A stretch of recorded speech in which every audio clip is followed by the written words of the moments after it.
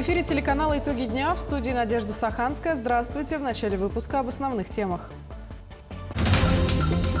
Якутия вступает в эпоху больших перемен в местном самоуправлении. Новый закон об МСУ вступит в силу в 2027 году. Якутский ученый, академик РАН, профессор Михаил Лебедев избран академиком за исследования в области арктического материаловедения. Готовность номер один. В Нерюнгри спасатели МЧС продемонстрировали мастерство в борьбе с огнем и дымом. Лучшего агронома выбирают в столице республики. В Якутске стартовал первый региональный конкурс. Купальный сезон начался. Городской пляж Якутска открыли 9 июня.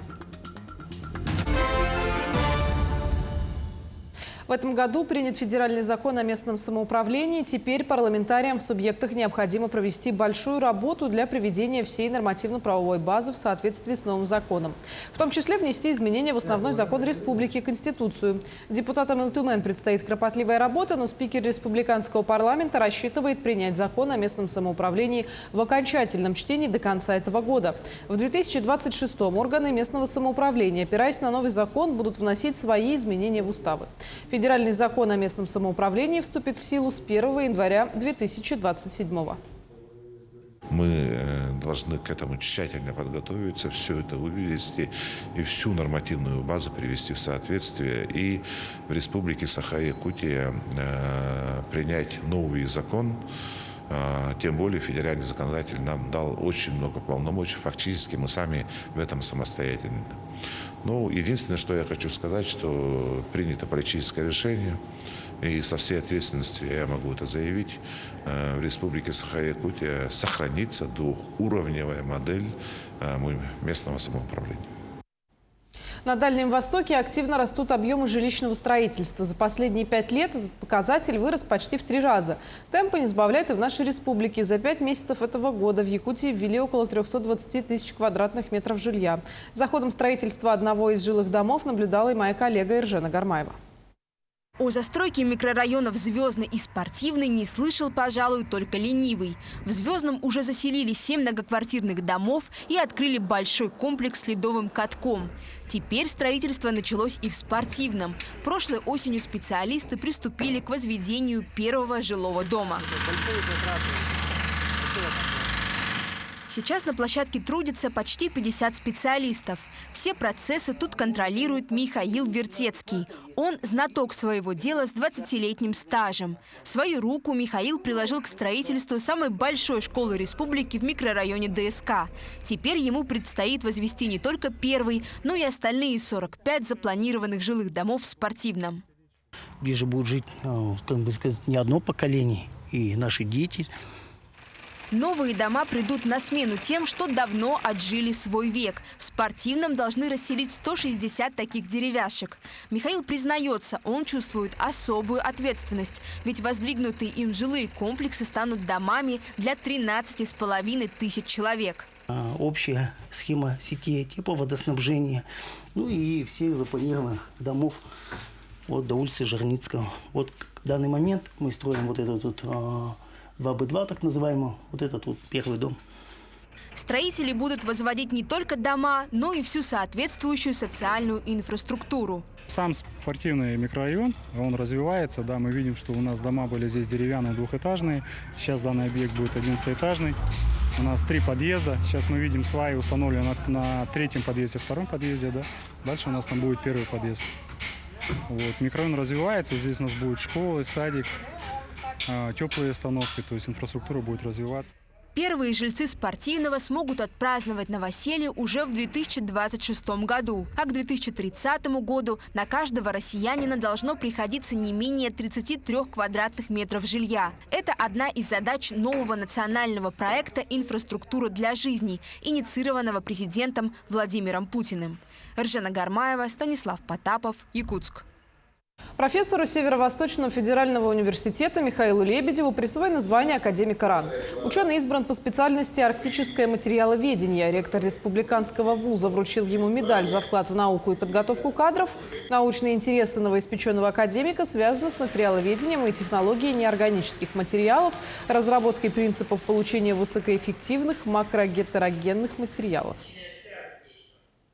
Сегодня, если взять нашу страну, конечно, очень много вызовов, очень много проблем, которые вот именно сегодня на нас наступают. И в связи с этим на фундаментальную науку обращается пристальное внимание, чтобы мы отвечали этим вызовам. В целом наша страна была экономически очень вооруженной, очень успешной, конкурентоспособной. Предотвращение, спасение, помощь. Сотрудники МЧС всегда первые там, где людям нужна помощь. В завалах разрушенных строений, в дыму и огне пожаров, в искореженных транспортных средствах, на затопленных территориях. И совершенствовать свои профессиональные навыки – одна из приоритетных задач спасателей. В Нерюнгри прошли соревнования на звание «Лучшее звено газодымозащитной службы» среди подразделений Нерюнгринского пожарно-спасательного гарнизона. За испытаниями следила и наша съемочная группа. Смотр-конкурс на звание «Лучшее звено газодымозащитной службы» прошло на базе теплодымокамеры 2-й пожарной части по охране Нерюнгринской ГРЭС. Свои навыки демонстрировали представители 5 пожарных частей противопожарной службы Нерюнгринского района. По итогам соревнований были определены победители, где были показаны все наши профессиональные навыки всех подразделений Нерюнгринского пожарно-спасательного гарнизона, которые принимали участие в данном соревновании. Показатели неплохие, есть, конечно, к чему стремиться, но тем не менее мы уверены в том, что наш личный состав подготовлен и готов к выполнению поставленных задач по предназначению с применением средств индивидуальной защиты органов дыхания и зрения в непригодной для дыхания среде. Соревнования включали в себя 4 этапа, среди которых теоретическая часть на знание нормативов, оказание первой медицинской помощи, знание основ психологической поддержки. Ну а самым сложным стало испытание в теплодымокамере, где командам было необходимо обнаружить 6 контрольных точек, найти и эвакуировать условно пострадавшего, и все это в условиях сильнейшего задымления в полной темноте. Мы особые трудности не испытали, у нас была дружная команда. Мы проговорили все, что будем делать, подготовились заранее, и результат не заставил ждать. На подобных соревнованиях, которые проводятся регулярно и на разных объектах, совершенствуется тактическое мышление и практические навыки, что позволяет подразделениям газодымозащитной службы действовать в будущем более слаженно и эффективно. Иван Лазаренко, Захар Головин, Нерюнгри. Выставка «Армия культуры» открылась в Якутске в ДК Гагарина и раскрыла роль армейской культуры в формировании воинского духа российской армии. В экспозиции представлены элементы формы, наградные документы и памятные знаки из музеев Москвы и Петербурга. Открытие выставки сопровождалось исполнением песни «Эх, путь дорожка фронтовая» детским вокальным ансамблем «Орион». В Якутск мы привезли, собственно, выставка, о которой я говорю, а ее интерес еще в том, что она такая, эта выставка трансформер, потому что в зависимости от экспозиционной площади, от имеющегося оборудования, выставка может быть как максимально наполнена экспонатами, так и минимально. Уверен, что вот наше музейное сотрудничество с Якутией, оно и до этого было, эта выставка его еще укрепила. В рамках летней лагерной смены «Привет, Артек» в Якутске прошло военно-патриотическое событие «Служи Отечеству», организованное региональным отделением движения первых. Подробности в своем сюжете расскажет наш корреспондент Степан Черненко.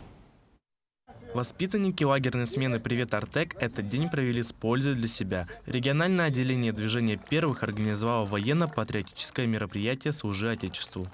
Вот сколько я на сменах работаю, такие мероприятия в основном бывают очень редко. Вот мы заранее договорились с Центром войн, чтобы они к нам приехали на смену. В ходе занятия были применены современные методы обучения и практические упражнения, которые помогли ребятам получить важные знания и навыки в области военно-прикладных дисциплин. Центр войн пригласили для того, чтобы мы провели здесь мастер-классы для детишек по огневой подготовке, управлению беспилотными авиационными системами и по тактической медицине. Участники лагеря активно участвовали в мастер-классах, что поспособствовало формированию у них патриотических компетенций и развитию командного духа. Данные мероприятия помогают детям больше знать о той же самой тактической медицине, о разборке автомата Калашникова. Также больше познакомиться с всякой техникой и бронежилетами. Воспитывает очень хороший и сильный патриотизм нашей Родины. Такие мастер-классы играют важную роль в воспитании молодого поколения и укреплении гражданской позиции. Степан Черненко, Владимир Павлов, Якутск. В Якутии проходит первый региональный конкурс «Лучший агроном». В течение 2 дней участники определят специалиста, достойного защищать честь республики на всероссийском состязании. Подробности в материале Вероники Таюрской. За звание лучшего агронома сошлись 5 участников с Хангаласского и Усть-Алданского районов, а также профильных ведомств. Специалистам дается всего лишь 2 дня для выполнения 6 модулей. 10 июня у нас планируется уже выездной конкурс в селе Актемся Хангаласского района. И именно соревнование завтра, регистрация участников начинается с 9 часов. И 9:30 уже начинается практическая часть. В селе Актемся по 6 модулям. Это модули, которые включены именно в всероссийский конкурс по профилю агрономии. На протяжении 2 дней агрономы будут решать теоретические задания и выполнять практические модули, связанные с удобрением почвы, определением состава земли. Отдельным направлением конкурса стало исследование территории с помощью спутников. В принципе, их довольно много. Они для агрономов известны, возможно, может быть, только нету в практике очень часто дистанционное зондирование. Они обычно работают уже с известными объектами. Тут им дадут новый объект, который они впервые многие узнают, что он вообще есть. То есть и там расчетные вещи и так далее. Для участников конкурс не просто шанс показать себя, но и научиться чему-то новому, а также доказать, что их предприятие и район лучше остальных. Конкурс – это лучший по профессии в номинации «Агрономия». Я принимаю участие впервые. Работаю агрономом более 3 лет. Подготовка к конкурсу. Решение принять участие в конкурсе пришло спонтанно. Но это наше семейное хозяйство. Я там вырос и решил стать агрономом. Связать жизнь с данной сферой. По итогам регионального этапа победитель получит право представлять Якутию на всероссийском конкурсе «Лучший агроном» в Мордовии в начале июля этого года. Вероника Таюрская, Семен Семенов, Якутск. Картины как отражение прошлого и настоящего. В Доме художника состоялось открытие первой персональной выставки Марии Афанасьевой. Уроженка Нюрбы, не имея профильного образования, начиная с 1 класса, пишет портреты, натюрморты и пейзажи. Произведения Марии Афанасьевой отличаются теплотой и излучают любовь к искусству. Крайними картинами в коллекции художника-любителя стали портрет первого президента Якутии Михаила Николаева и встреча Владимира Путина с героем России Тута Андреем Григорьевым.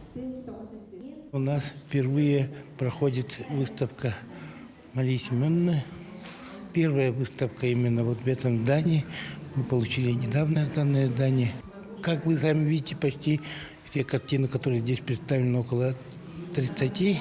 Да? Но она очень много начала работать после выхода на пенсию. Да? Активно. Она работала, писала картины давно, но как бы сказать, творческий потенциал раскрылся после пенсии.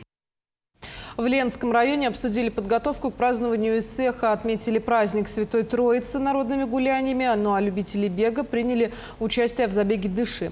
Летнее мероприятие было подготовлено Комитетом по молодежной и семейной политике совместно с беговым сообществом. В районной администрации состоялось совещание оргкомитета. Его члены обсудили вопрос подготовки к празднованию Исаах, который состоится в селе Бичинчам 21 июня. В этом году он посвящен Году защитника Отечества, Году защитника Родины и Году патриотического воспитания в Ленском районе. О подготовке рассказала заместитель начальника управления культуры Елена Чугуевская. Программа будет включать в себя спортивные и творческие конкурсы. На праздник приглашены гости из города Якутска. Они накануне проведут для участников мастер-классы по осохой, обрядам, а также по пошиву национальных костюмов. В этом году мы добавили конкурс скороговорок на якутском языке. И мы добавили, у нас будут участвовать Ленское отделение ассамблеи и проводить конкурс «Этнокраса». То есть это тоже будет такой изюминкой данного мероприятия. За каждое мероприятие у нас отвечает поселение, КДУ по району за каждое проведение конкурса. На данном этапе у нас уже идет подготовка. Ленчане отметили праздник Святой Троицы. С утра жители города приняли участие в крестном ходе, который проследовал от храма святителя Иннокентия до городского парка, где состоялся праздничный концерт. Сцена была оформлена в традиционно русском стиле. Песни звучали тоже тематические.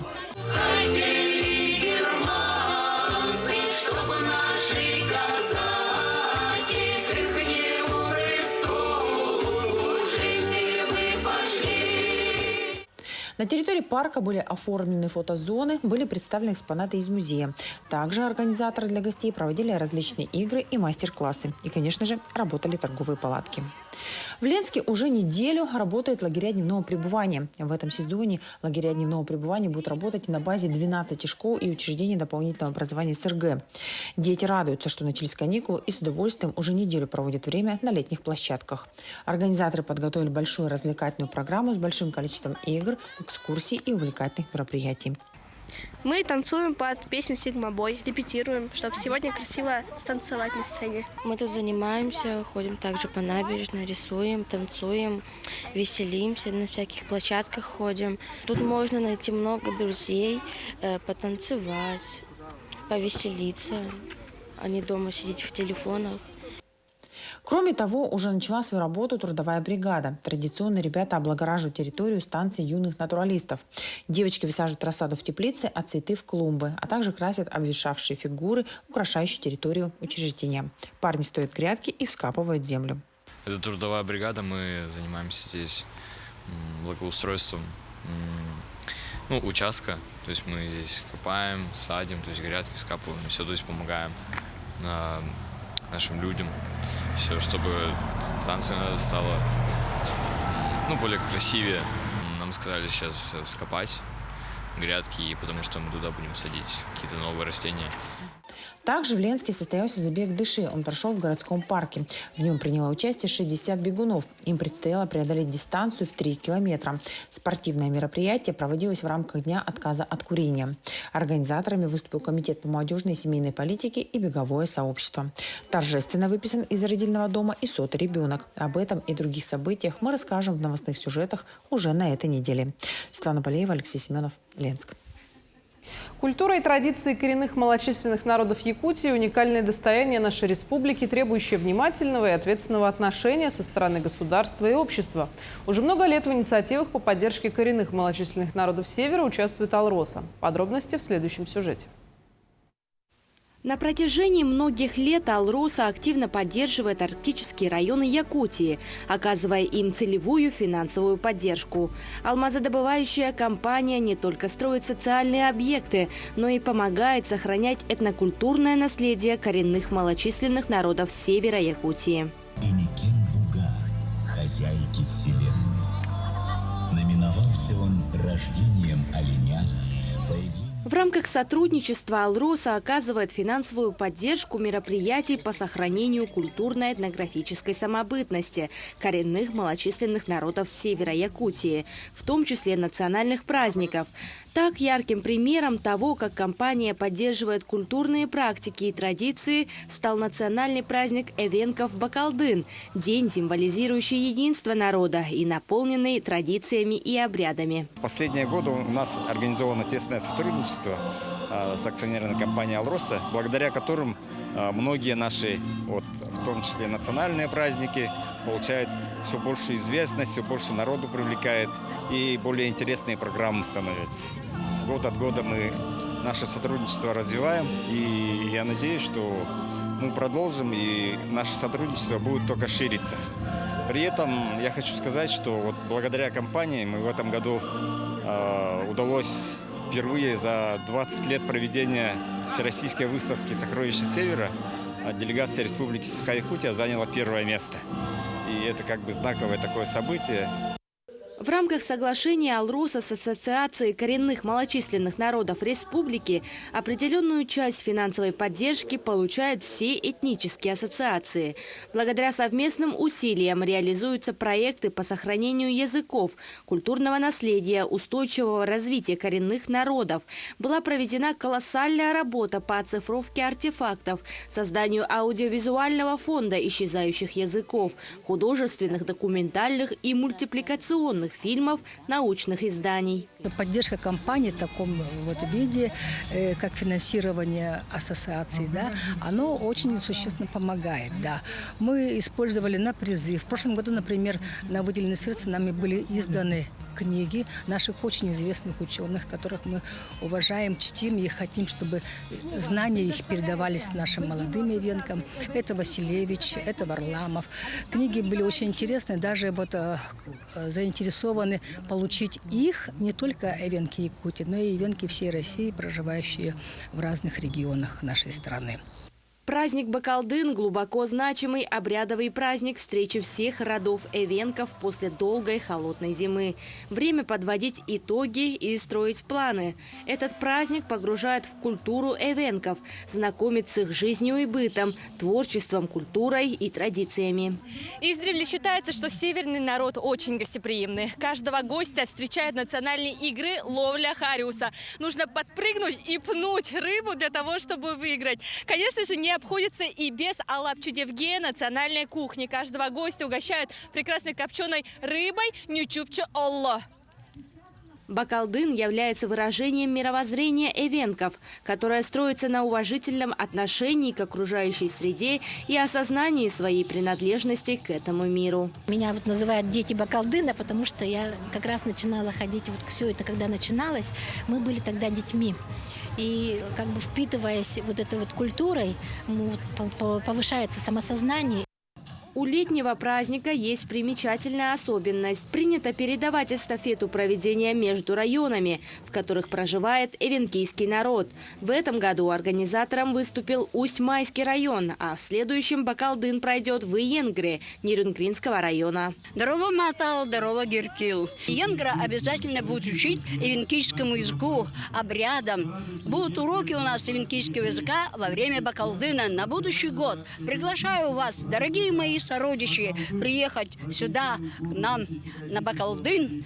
Алмазодобывающая компания «Алроса» показывает лучший пример социального партнерства. И эта работа будет продолжена. Благодаря соглашению уже сегодня реализуются новые проекты, направленные на поддержку культурной самобытности коренных малочисленных народов севера Якутии. Даяна Федорова, Илья Сыромятников, Якутск. Пляжный сезон официально открыт в Якутске. А любимое летнее место отдыха в 202-м микрорайоне распахнуло свои двери для горожан. Как преобразилась набережная, в следующем сюжете. Вот и оно, долгожданное, но такое короткое якутское лето. Насладиться им вдоволь можно на городском пляже. Благодаря благоустройству набережной имени Романа Дмитриева теперь это комфортное и современное место для отдыха. Любителям плавать и загорать переживать не о чем. Пробы отсюда прошли лабораторные исследования. И вода, и песок соответствуют санитарным нормам. Так что проводить время на пляже не только весело, но еще и безопасно. Помимо плавания на пляже можно заняться и другими физическими активностями. Хочешь – испытай свою скорость на беговой дорожке. Хочешь – поупражняйся на перекладине. Для тех, кто не прочь поиграть в мяч, натянули волейбольную сетку. Не забыли и о базовых удобствах. У нас установлены на территории общественный туалет, комната матери и ребенка для удобства наших родителей и киоски по продаже прохладительных напитков и небольшого общепита. Безопасность посетителей обеспечивается новыми вышками. Спасатели будут дежурить на них в разрешенные для плавания часы с 9 утра до 9 вечера ежедневно. И все же полагаться только на храбрость сотрудников МЧС не стоит. Помните о правилах поведения на воде. Имеется у нас спасательный инвентарь, спасательные вышки, оградительные буйки. Также имеется спасательное судно. Хотелось бы, чтобы у нас этот сезон прошел без происшествий, чтобы дети были всегда под присмотром взрослых. Что об обновленном пляже думают жители Якутска? Они ответят сами. Я всю зиму и всю осень ждал, чтобы нырнуть и покупаться. Да, я очень рада, что я искупался.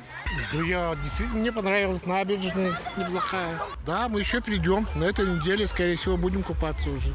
Вот эта аллея, то, что вы тут все сделали по-новому, новый ремонт, это очень классно. Да. Порадоваться летним развлечениям на городском пляже можно с 6 утра до 11 часов вечера. Ржана Гармаева, Станислав Потапов, Якутск. К этому часу все. Таким увидели этот день наши корреспонденты. Я с вами прощаюсь. До встречи в эфире.